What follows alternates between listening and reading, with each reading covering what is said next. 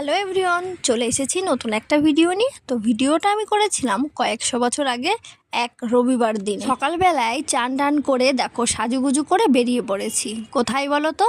মায়ের কাছে যাওয়ার জন্য। দমদম থেকে একটু দূরেই হুগলি নদীর তীরে অবস্থিত দক্ষিণেশ্বরের কালী মন্দির। সারা বছর এই ধর্মস্থানের বিভিন্ন জায়গা থেকে মানুষের আনাগোনা লেগেই থাকে। কথিত আছে 1847 সালে রানী রাসমণি অন্নপূর্ণার পুজোর জন্য কাশীতে তীর্থযাত্রার আয়োজনকালে দেবী মা কালীর স্বপ্নদেশ পান।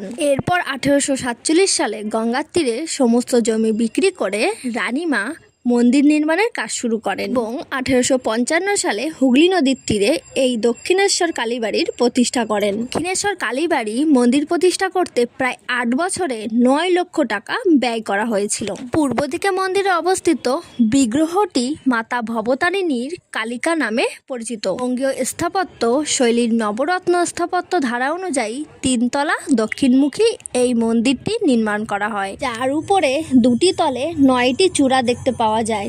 তলিত দালানের ওপর মন্দিরের গর্ভগৃহটি স্থাপিত হয়েছে। মন্দিরের দালানটি উচ্চতা 100 ফুট এবং 46 বর্গফুট প্রসারিত।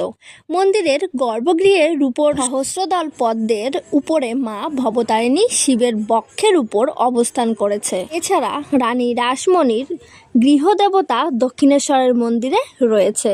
মূল মন্দিরের আটচালা পূর্বমুখী দ্বাদশ শিবলিঙ্গের মন্দির রয়েছে। দক্ষিণে রয়েছে নাট মন্দির।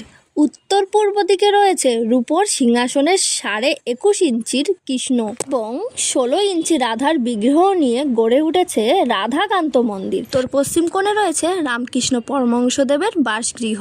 আমার এই ভিডিও কেমন লাগলো অবশ্যই জানিও। বাই, সবাই ভালো থেকো।